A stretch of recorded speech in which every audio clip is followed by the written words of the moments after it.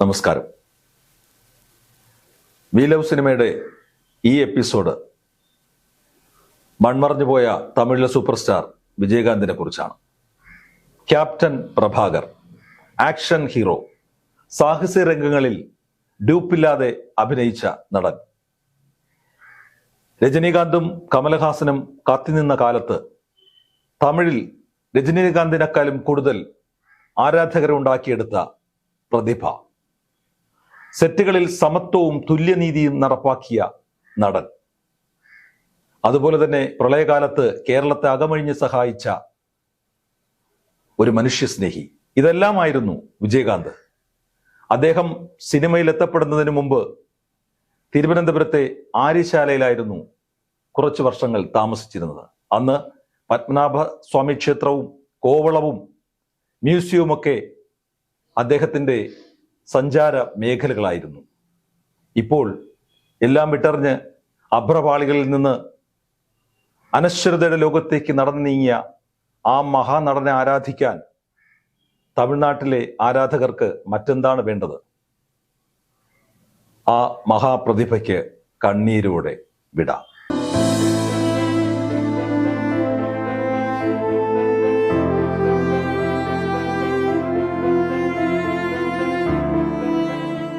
തമിഴ് സിനിമയിലെ എല്ലാതരം കഥാപാത്രങ്ങൾക്കും ജീവൻ നൽകിയ താരമായിരുന്നു വിജയകാന്ത്. 1952 മധുരയിൽ ജനനം. വിജയരാജ് അഴകർ സ്വാമി എന്നായിരുന്നു അദ്ദേഹത്തിന്റെ യഥാർത്ഥ പേര്. ആദ്യം പേര് മാറ്റിയെങ്കിലും അത് ഗുണം ചെയ്തില്ലെന്ന് കണ്ട് രജനീകാന്തിന്റെ കാന്തു ചേർത്ത് അദ്ദേഹം തന്റെ പേര് വിജയകാന്ത് എന്നാക്കി. പിന്നീട് തിരിഞ്ഞു നോക്കേണ്ടി വന്നില്ല. സ്വപ്രയത്നം കൊണ്ട് ആ സിനിമയിൽ താരമൂല്യം സ്ഥാപിച്ചെടുത്ത ആ മഹാപ്രതിഭ 1971 പുറത്തിറങ്ങിയ എനിക്കും ഇളമൈ എന്ന ചിത്രത്തിലൂടെ വില്ലനായി അരങ്ങേറ്റം.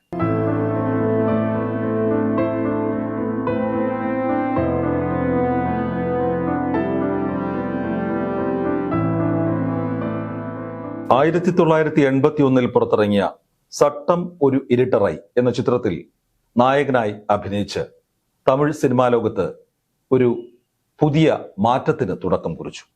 ഈ സിനിമ സംവിധാനം ചെയ്തത് നടൻ വിജയുടെ അച്ഛൻ എസ് എ ചന്ദ്രശേഖർ ആയിരുന്നു.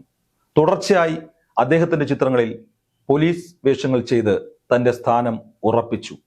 കമലഹാസനും രജനീകാന്തിനെക്കാളും ആരാധകർ തമിഴിൽ നേടിയെടുത്തു ഈ വിജയകാന്ത് എന്ന പ്രതിഭ.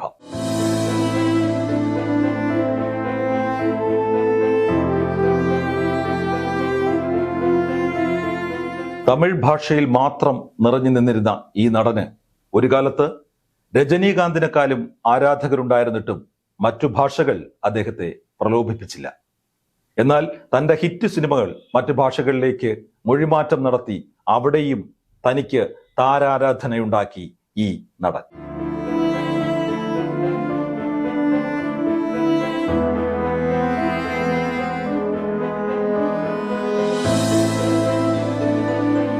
ത്യാഗം ചെയ്യുന്ന കഥാപാത്രങ്ങളിലൂടെ പുരട്ചി കലൈഞ്ഞർ എന്ന പേര് സ്വന്തമാക്കിയെങ്കിലും തൻ്റെ 100ാമത്തെ ചിത്രമായ ക്യാപ്റ്റൻ പ്രഭാകർ എന്നതിലെ ക്യാപ്റ്റൻ തൻ്റെ പേരിനൊപ്പം ഇഴകിച്ചേർന്നു.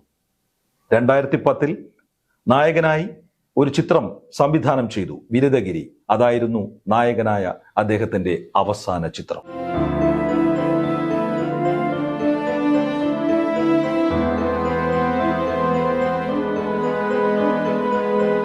കേരളത്തോടെന്ന പോലെ തിരുവനന്തപുരവുമായി അഭേദ്യമായ ബന്ധമുണ്ടായിരുന്നു ഈ കലാകാരന്. സിനിമാ മോഹങ്ങളുമായി ചെന്നൈയിൽ കുടിയേറുന്നതിന് മുൻപ് ഒരു റെപ്രസെന്റേറ്റീവായി സുഹൃത്തിന്റെ മകനോടൊപ്പം ആര്യശാലയിലാണ് താമസിച്ചിരുന്നത്. അന്ന് തിരുവനന്തപുരത്ത് പത്മനാഭസ്വാമി ക്ഷേത്രത്തിലും കോവളത്തും മ്യൂസിയത്തും മൃഗശാലയിലുമൊക്കെ ഒരു സഞ്ചാരിയായി പലപ്പോഴും അവിടെ അദ്ദേഹം എത്താറുണ്ടായിരുന്നു. പിന്നീട് ഒരു ഗോൾഡ് കവറിംഗ് ജുവലറി ഷോപ്പ് അദ്ദേഹം പഴവങ്ങാടിയിൽ സ്വന്തമാക്കി. അത് അദ്ദേഹത്തിന് ബിസിനസ്സിനുള്ള വ്യാമോഹം കൊണ്ട് മാത്രമായിരുന്നില്ല, തന്നെ സഹായിച്ച സുഹൃത്തിന്റെ മകനെ സഹായിക്കാൻ വേണ്ടി. അത് നന്നായി നടക്കുന്നില്ലെന്ന് കണ്ട് പിന്നീട് അദ്ദേഹം അത് മറ്റാർക്കോ വിറ്റു. എന്നിരുന്നാലും ഈ മഹാനായ കലാകാരൻ അദ്ദേഹത്തിന്റെ ഒരുപാട് ചിത്രങ്ങളിൽ നല്ല അഭിനയം കാഴ്ചവെച്ചു. എങ്കൾ അണ്ണ, ഗജേന്ദ്ര, സെന്തൂരപ്പൂവെ എന്നിവയായിരുന്നു അക്കാലത്തിറങ്ങിയ ഹിറ്റ് ചിത്രങ്ങൾ. ഇതിൽ അദ്ദേഹത്തിന്റെ സെന്തൂരപ്പൂ എന്ന ചിത്രത്തിൽ ഏറ്റവും നല്ല നടനുള്ള തമിഴ്നാട് സർക്കാരിന്റെ സംസ്ഥാന പുരസ്കാരം അദ്ദേഹം കരസ്ഥമാക്കി. കലൈമാമണി പുരസ്കാരം, MGR പുരസ്കാരം ഉൾപ്പെടെ നിരവധി പുരസ്കാരങ്ങൾ അദ്ദേഹത്തെ തേടിയെത്തി.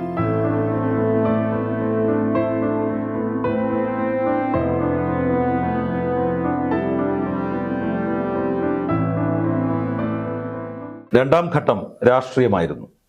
തുടക്കത്തിൽ തിളങ്ങിയെങ്കിലും അത് തുടർന്നു കൊണ്ടുപോകാൻ അദ്ദേഹത്തിന്റെ പാർട്ടിക്കായില്ല. DMDK എന്നൊരു പാർട്ടി സ്വയം അദ്ദേഹം പ്രഖ്യാപിച്ചു. പിന്നീട് 2 തവണ അദ്ദേഹം MLA ആയി. 2011 മുതൽ 16 വരെ പ്രതിപക്ഷ നേതാവുമായി. അന്നത്തെ മുഖ്യമന്ത്രിമാർക്കെതിരെ പല കാര്യങ്ങളിലും കടുത്ത നിലപാടെടുത്തു അദ്ദേഹം. ജനങ്ങൾക്ക് വേണ്ടി സമത്വം നടത്താൻ, സാമൂഹ്യ പരിസ്ഥിതി നന്നാക്കുവാൻ. അങ്ങനെ അദ്ദേഹം ഈ ഡിസംബർ മാസം അവസാനം പാർട്ടിയുടെ മഹാസമ്മേളനത്തിൽ ഭാര്യയോടും മക്കളോടുമൊപ്പം വേദിയിലെത്തി തൻ്റെ പ്രിയ അണികളെ കാണാൻ.